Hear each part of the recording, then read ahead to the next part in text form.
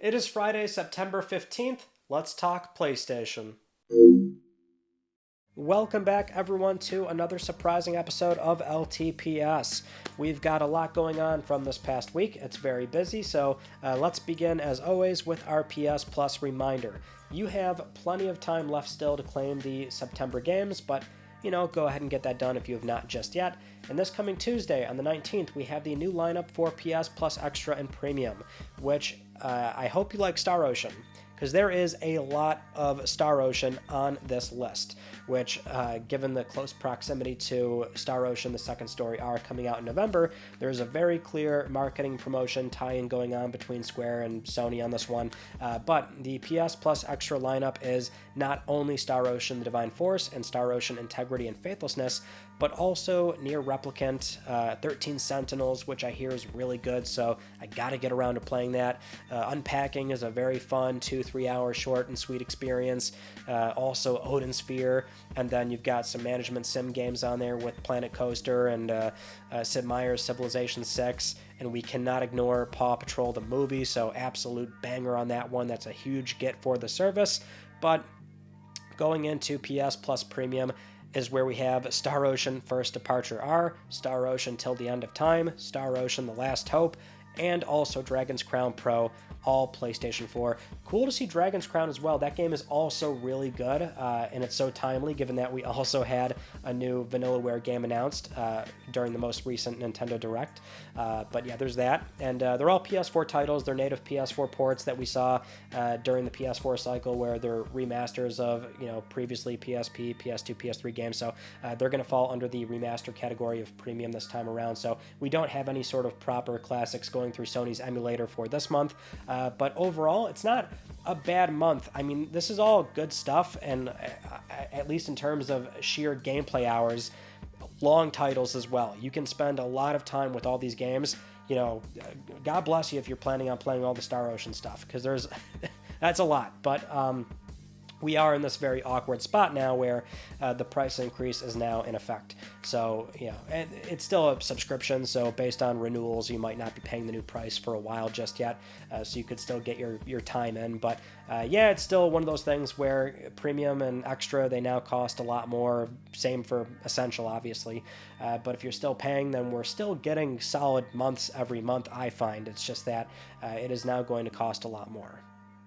But anyway, moving on to our first news story. The next major PS5 system software update is now finally live. This was the one beta that was going on since the end of July, so it's finally live for everybody. You've probably already downloaded and installed this, but as we normally do on the channel, we had an upload right away showcasing every single changelog item being demonstrated on the console UI. So if you want a very in-depth look at every single change, then we have it on the channel. But one thing that Sony did confirm on the PS blog, which was outside of the beta phase, is that the Remote Play app is now finally available for Android TV OS 12. So if you do have a device that is so equipped, then you can start remote playing off of something like a TV or a Chromecast, right? So that's pretty cool. And also the PlayStation blog confirmed that the PS Mobile app is getting an update later this month, just for being able to see emoji reactions and the share screen preview windows that are now applicable on PlayStation 5. Now, as for PlayStation 4, this one was not completely left in the dust. It has its own new firmware as well, 11.0, which at this point in the console's life cycle, it's fair to say that it's only getting, basic minimum PSN updates for security and, basic PSN functionality, and that's more or less what this is. So the new firmware includes the option to sign into a PS4 without using a password. You would instead scan the QR code to log in via the PS mobile app, like a PS5, or you could see emoji reactions to messages, since they just added that to PS5 as well, which, that's the caveat. You can see them now, but you cannot send them yourselves from a PS4. And people say PS5 does not get exclusives, or doesn't have any. Not only does it have exclusives, but it just got a big one. Being able to send emojis, or I guess sticker emojis, onto messages as a reaction, that's big, right? That's huge. That's a huge deal. You can start using those liberally with your PS4 friends. And all joking aside, it is something where that's likely what PS4 is only going to see for the foreseeable future. No new major features, but things that sort of keep it up with this basic functionality between PS5 via messages, and also security updates as well. Now let's move on to Sony's recent State of Play presentation that aired just yesterday, which, back in August I said, we're probably going to get something soon. It just seemed unlikely that it would be a showcase, given the proximity to TGS, what they did last year. We already had a showcase this year, so it was another State of Play, which, is fine. It's more funny that it was again a year later on the same day as Nintendo holding a Direct. Very coincidental, but yeah, it was a State of Play, which, as Sony has been doing thus far, they outlined immediately what this thing was going to be on Wednesday. They said it was updates on previously announced third parties, indies, some PSVR 2 stuff, and they did not rule out first party, which they have done before, meaning that first party could show up, although clearly it was not a big priority, or rather it was not going to be the bulk of the presentation, and that's exactly how this thing played out. So let's first, recap every single announcement, and then we'll go over, how we're feeling about the entire thing. But the first announcement was a new trailer for Baby Steps. That's coming summer 2024, and I don't care what anybody says. This game looks so stupid, ridiculous, and awesome. I am so in. I want to play this. Kind of a weird opener, but still, this was solid. I'm in. This game looks amazing. But after that, we had a nice cold open from Sean Benson on camera. She's the global head and director of third party at PlayStation, and I don't think she's really ever done these before, so that's really cool because she's a lot more warm and inviting, and this was nice to see, right? I'm down with seeing more Sean Benson for these presentations, but she was then moving on to Roblox coming to PS4 on October 10th. Now that was confirmed earlier in the week, which that was going to be a news story, but we can just mention it here quickly. Yeah, Roblox is finally coming, and that was something where we saw during the entire FTC trial with Microsoft and all that Jim Ryan did confirm that they were, the only reason why Roblox did not ever come to PlayStation was Sony was being very careful about their, child policies and protecting that user base. And to his credit, that does make sense considering Roblox does historically have a bit of a, ugly underbelly to it with predatory things going on and this and that, but it seems like they did, lax up on those policies, and that's why Roblox finally is coming to PlayStation, and it's coming very soon, and it should be the full Roblox experience, so you can still build and make content on PC, but then you have to experience it on console, which it should be the full Roblox experience, but that is coming October 10th. After that was Ghostbusters Rise of the Ghost Lord for PSVR 2 coming October 10th. And then next is Resident Evil 4 VR mode, free mode, coming winter 2023, so not too far away for that. And also RE4 Separate Ways DLC, the Mercenaries content, that's coming September 21st as well. So saw a lot of Resident Evil fans really hyped up for that. So that's coming very soon. We also got a gameplay trailer for Avatar Frontiers of Pandora that is launching December 7th. So for a while, we were wondering what that game really looks like, how it plays, how it feels, and, well, can't really get a sense of how it feels, but nice to see that game and what it's, I guess, trying to accomplish. After that was a new trailer for Ghost Runner 2 coming October 16th, demo available now, so neat little shadow drop there. And then after that was new DualSense and console cover colors. You've got it's Volcanic Red, Cobalt Blue, Sterling Silver. They call it the Deep Earth Collection. The pre-orders begin October 4th, with red and blue colors releasing November 3rd, and then Sterling Silver, for some reason, not launching until January 26th. After that, we got a new multiplayer trailer for Helldivers 2, which it was one of those like fake scripted, headset commentary ones where they're trying to make it seem like it's a very organic multiplayer match playing out. I get what they're trying to do with these things, but they don't land for me, and I think I speak for a lot of people when I say these just come off as kind of cringy and not really a great way to show the game. So having said that, we do have a confirmed release date, February 8th, 2024, so the game did more or less see a delay here because we were told officially it was going to launch this year, and rumor-wise it was apparently October, but no, that was moved into the first quarter, February 8th. Then we get a new open world trailer for Spider-Man 2, showing off the map, the traversal, the fast travel, swapping between the two Spider-Men, explaining the points of interest side missions, showing off some of Brooklyn, teasing some of the unannounced villains, the suits, the suits, so many suits, like the Raimi symbiote suit. Oh, man, this looks so good. A lot going on for Spider-Man. We'll talk more about that later. Then we got new content for Tales of Arise called Beyond the Dawn. That's coming November 9th. Then Honkai Star Rail is next, finally, with a confirmed date of October 11th, so not much longer for that. I know a lot of people are really looking forward to this game, and so that is coming very soon. Then Foam Stars Open Beta, that is starting September 29th. This game, initially was clowned on and kind of ridiculed to a degree, but it seems like the early previews months ago were really positive, so this might be a real big surprise for a lot of people. So that will be starting up very soon. Then the big show closer, Final Fantasy VII Rebirth. My lord, we get to see a lot more environments, iconic bosses, materia, colored chocobos, the weapons, mid-game party members, the gold saucer, and it's coming February 29th, which there was a separate trailer uploaded on YouTube, and that does list the exclusivity window for this game at 3 months, where it does say it's not available on other formats until May 29th. Though that does not guarantee a PC version will drop right on that day, and we safely assume that that's basically just the PC version, given the whole situation with no Xbox versions being available for 16 or remake or this and that. But Square hasn't even had the PC versions available after the contract lifts, so there's no guarantee that that's going to be when the PC version comes out. But alongside that, and after the presentation, we saw that there was a twin pack announced.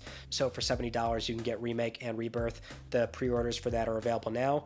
And also, we saw Square announce the Collector's Edition, which it comes in at like $350. I think the pre-orders are already gone, but there's a steelbook, CD, art book, and also a crazy Sephiroth statue. So that is kind of nutty looking. And the other key details we got about that game, which we can just wrap up now, is that Square mentioned that the game is, it's got like 100 hours of gameplay, so seems like it's certainly very lengthy. And for those curious as to at what point Rebirth ends, we already know that. So slight spoilers, I guess, but considering you wouldn't have any context if you haven't played just yet, but it ends at the Forgotten City, or the Forgotten Capital. So and I think years ago people were already like, oh, they're probably going to end off part 2 around there, and sure enough, that is exactly where they're ending it. But I think that was a really packed state of play. All things considered, I think they got a lot done in 27 minutes, which, that's really what this falls down to, is what do you want out of these things? Obviously, if you only want new stuff, even though they told you what was going to be in here, if you only want to see new games, then, you're going to call it bad or terrible or whatever sort of other hyperbole, but that happens with every state of play or Nintendo Direct or Xbox Showcase, so, kind of comes with the territory. But based on what they said and what we got, I think this was not only a solid showing, but dare I say good. Especially given the trailers. My god, FF7 Rebirth looks nutty. It just goes back to, like, good lord, Sony E3 2015, where when it was initially announced and the world blew up and went crazy because the game is finally getting remade, and you run through all your memories throughout playing the game. What is Ruby Weapon gonna look like? What is Clenci gonna look like on PlayStation 4, and the Gold Saucer, and all these iconic environments and these story beats that are gonna play out. And now we're finally getting to those mid-game, open areas of FF7. It's just that it took 9 years later on PlayStation 5, but at least we're finally there. Spider-Man 2 looks ridiculous as well, and I think, honestly, that game is really starting to showcase what is properly a PlayStation 5 game, right? And we saw a little bit of this sprinkled into the remaster on PS5, but, considering we're now dropping PS4, we're finally getting to that point with a lot of studios that are really flexing the new machines in a big way, and I think Spider-Man 2 is really going to I think, surprise people by the time it's in people's hands. And then there are some obvious suspects that are missing as well, right? So we still don't have any updates for Rise of the Ronin or Stellar Blade, which I think is definitely not launching this year now. Also, the Silent Hill 2 remake, Little Devil Inside, what's going on with that game? Hopefully it's not vaporware. So there is more to be talked about, and moreover, for PlayStation Studios, this kind of goes into the growing frustrations that I'm seeing as time presses on. Everyone's like, looking at Sony going, you only have Spider-Man 2, and then beyond that is Wolverine. What else? Which is not entirely true. There's Death Stranding 2, Helldivers 2, Concord, Fair Games. I know those last two are kind of write-offs for a lot of people, but whether it's in-house or external, those are all PlayStation Studio titles that should qualify as, Sony's own lineup. And, so we have that, but obviously the attention does tend to get drawn into these unannounced titles from the other remaining first-party studios or the studios with second teams and all that. So, I get it. It really depends on the pipeline for each of those teams, though. So some developers do want to announce and release within a year and a half, right? So there could be things that we'll see by the end of 2024 launching and being able to play immediately, and we still don't actually know it exists right now. That's certainly possible. It really depends on a number of factors, so we can't quite get too crazy just yet. 2024 will, I think, be a really big year that dictates how far along these teams are, or how far, or rather, the lack thereof, I should say. You know what I mean? So for now, what we do have is a state of play that was, I find, a very good one, if not, at the very minimum, serviceable. Moving on to our next news story, we have another update on the ongoing Final Fantasy XVI and Square Enix sales debacle, or controversy, or situation, whatever you want to call it. It's been a really weird thing with how this has played out, although it does make sense when you know why this has happened the way it has. But FF16 has certainly been the poster child for Square Enix's financial misfortunes, and that's what this gets into. So we had a report come out from Bloomberg where they mentioned Square has lost nearly $2 billion in valuation since the release of Final Fantasy XVI, saying that the game underperformed, which we just saw that Square said it did not underperform, it just didn't meet the high end of their expectations. But based on that wording, the writer has the plausible deniability of saying, well, it didn't meet the high end, so therefore it underperformed. Yet we all know how underperformed sounds, right? And so there's that, right? And so then the story was picked up on a number of sites, and then you had a big site like IGN also use this, where they, post Final Fantasy 16 imagery in association with the headlines, so much so that, their post got a community note on Twitter calling out the misleading nature of the post, because the reality of the entire article on Bloomberg and moreover about Square's misfortunes is that in recent years they've put out Forspoken, Outriders, Marvel's Avengers, Babylon's Fall, all these mobile games that they've been putting out, these sort of AA budget games that have all underperformed. And so the context of Square not doing too hot is that they have historically leaned too heavily on the Final Fantasy IP for growth, right? And so that's the problem. So it doesn't help that, and I get it, I'm in the same business, which is you have to find search engine optimization things, you have to sort of create a really catchy headline and go for clicks and all that, I get it, right? And so Final Fantasy is a well-known name and property, and it's a PS5 exclusive, and so again, with the sort of way you can word these things, you can have that plausible deniability of still being, right, but, clearly being a little bit misleading in terms of what you're trying to say about the company's valuation. Having said that, it is something where it kind of also feeds into an ongoing misunderstanding about the game's exclusivity, which people still seem to don't fully understand. But if the game was not exclusive and it released on more platforms, that's all well and good, but the whole point of timed exclusivity, at least in terms of the straight up money-hatting exchange, is that Square was paid, in theory, enough money to where it didn't matter. That's the entire point. Why would Square take the deal? There's, rough calculations that are made about how much they may sell on platforms X, Y, and Z, and if a platform holder steps in and says, hey, we'll pay you X, Y, and Z, but only ship on our platform, And then eventually you can, let's say, because it is a timed agreement, they can eventually ship on PC, for example. That's also thrown into the, equation of whatever sort of number they came up with. And that doesn't always have to be a number that replaces the amount of money they may have made shipping on other platforms. It could also be a mix of, putting the game on the storefront and giving it all this free exposure and, helping with development, which we know Sony did with this game and this and that. So there's a lot more that goes into it that's not strictly about, if it was multi-platform, then it would have sold a lot more. Well, not necessarily when we're simply talking about the bottom line of how much Square is making, and that also has a direct result in their overall company valuation. So with that said, we had that play out. The game is still being the poster child for, Square not really doing all that well, but for the time being, it's something where the game is still doing well, and I'm sure the PC version will move a lot of units, and I think that will, at the very minimum, help Square out in their not so good spot. Next up, Spider-Man 2. I can't really say much here because the news is that the previews have gone live today. As I'm filming this, the preview embargo is still in effect, but it does lift in a few hours. So what Insomniac did recently was fly out some journalists and creators to try out the game in Los Angeles and London it was. So there's going to be previews going live as you're watching this, more or less. So now you can see some firsthand impressions from people playing the game and what they think and all that stuff. So be on the lookout for that from various other publications and sites and creators. But what I can say is that we had some new screenshots come out.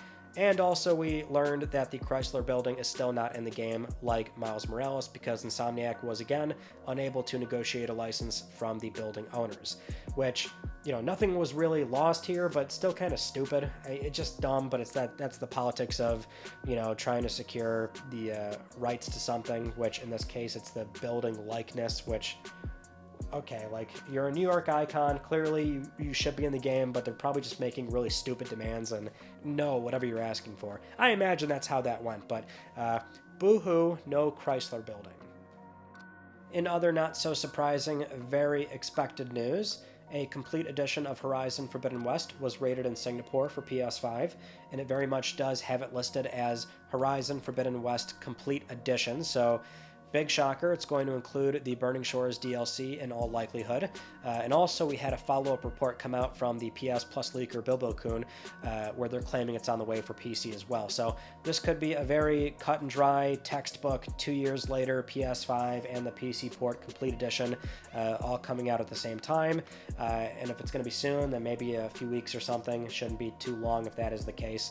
But yeah, if you're looking to play the game and pick it up physically, then this would be a good time. Otherwise, you could just buy the DLC and then play it through PS Plus Extra on PS5. But again, there's also the PC version as well. Hopefully all the content is on the disc. That's what I'm looking for out of this, which might not be the case given that the disc version is already pushing like 80, 90 something gigabytes. So that might not be possible, but either way, it's probably coming soon. Moving on to some general gaming industry news, we've got Embracer Group, which is well known for being this, massive corporation that's been acquiring a ridiculous amount of developers in recent years, and we saw that a few months ago when they lost their $2 billion deal overnight. They very quickly started to restructure the company, which ultimately led to them closing Campfire Cabal, and then also closing the Saints Row developer Volition. And now a new report from Reuters, citing 3 sources close to the matter, say a sale of Gearbox Entertainment is also a possibility so that Embracer can shore up its finances here. Now, that doesn't mean it's really happening or this and that, or it's actually playing out. They could just be, proposing this to certain parties. Maybe certain parties approach them.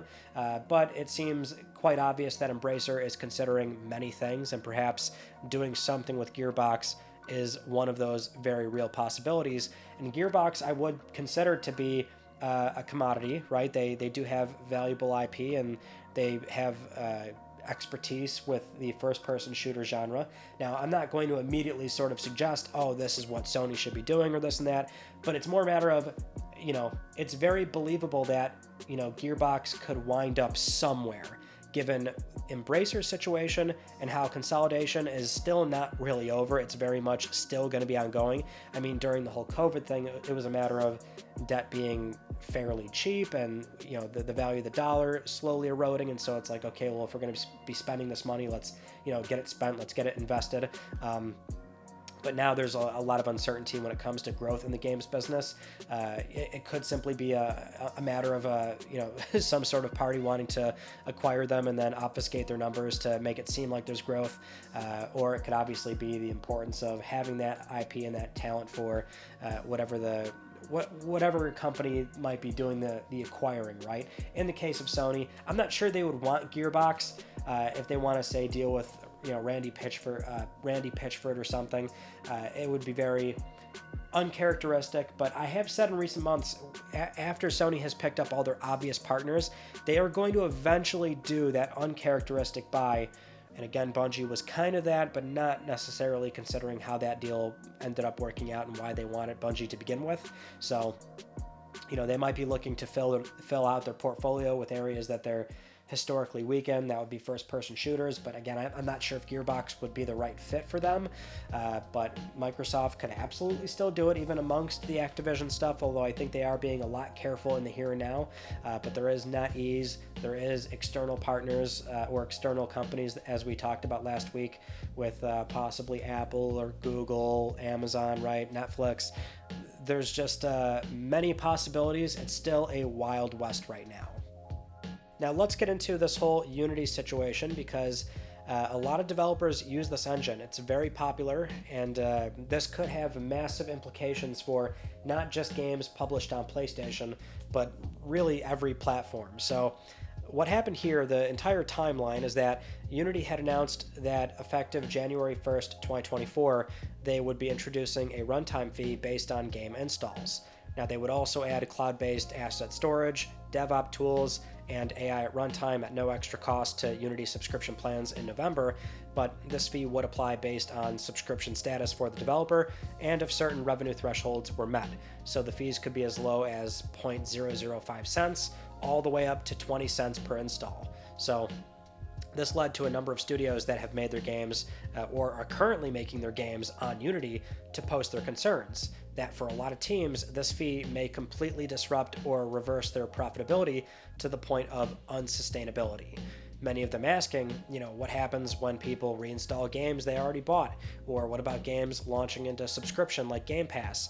And Unity initially said fees would still occur if somebody does 2 installs, until they apparently regrouped and informed Axios that it would only be for the initial install for that user. So it would be a per user install. But if the same user were to install on a second device they own, that would be an additional fee. As for subscription services, the burden would apparently fall on the service and not the studio. And apparently fees on demos would be waived, but early access titles would not.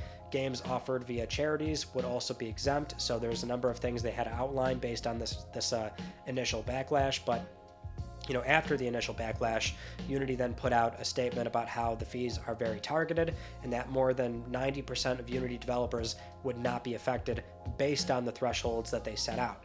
More recently, Unity had to close their offices in San Francisco and Austin, Texas, after receiving numerous threats towards those offices. And some developers, as of right now, are even vouching immediately that they, you know, unless Unity backtracks, they will be moving to a different engine like Unreal, even for games that are already in active development.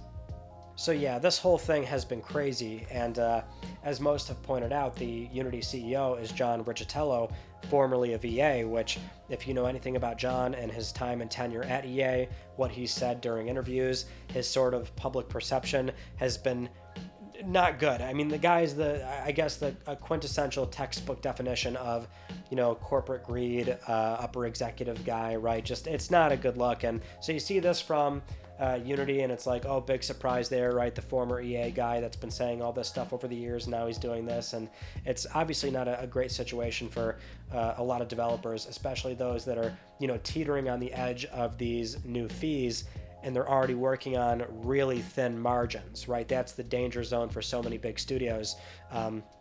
because in theory, as they say, the fee is very targeted. And it does make a lot more sense when you consider, I guess, kind of going back to the last news story, where the industry is going. So there was a really good opinion piece on gamesindustry.biz about this, which is, seemingly why Unity came to this conclusion and how they worked out these fees the way they are based on game installs, which may seem very strange, but it's a matter of the uncertainties and the expected direction of the games industry, which if it's going to be a lot of consolidation, a lot of teams being brought under and, teams being consolidated into working on live service games and, these ongoing titles that just see content support over time, and there's less and less new entrants that can really sort of thrive and grow.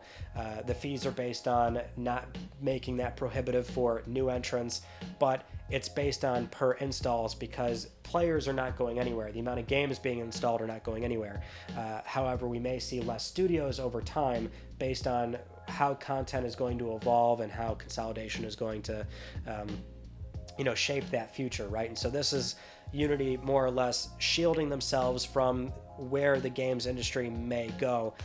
It doesn't make it the best decision in the here and now, especially for so many independent developers that, are going to need everything they can get out of working, putting blood, sweat, and tears into these games. It's not easy. So it's just an awful situation all around. And given why they are doing it, I'm not sure if they're going to completely backtrack on this, but I guess we'll see how this plays out. Again, the last update was, threats being sent to their offices. So it's, a very hot developing story right now, but that's all we know as of at this moment. Now, with all that said, it is time for Let's Talk Plus, the weekly Let's Talk PlayStation giveaway where one of you can win a $10 PSN code. I would like to congratulate this viewer right here, and if you would like to win a $10 PSN code, we have to fix this problem that we have. So the link last week did get taken down momentarily for about 8 or so hours. I submitted another dispute, and they lifted it again. So clearly it's not a problem.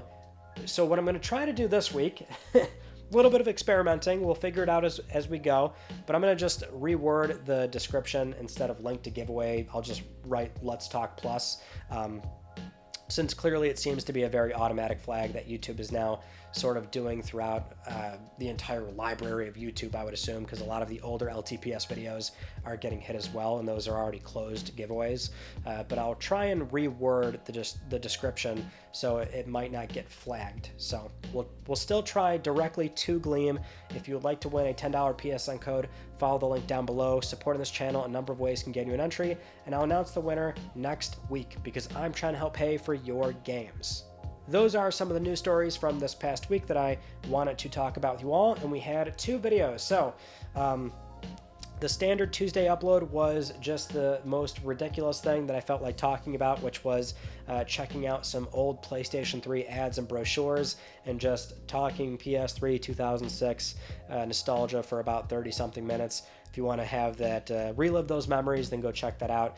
But we also did highlight the recent PS5 firmware, so if you want to know every changelog item and see it demonstrated via the UI, then you can go check that out as well. But otherwise, that is it. So that concludes this week's episode of Let's Talk PlayStation. I'm Ryan Benecki. Thank you all so much for talking with me, and I will see you all next Friday.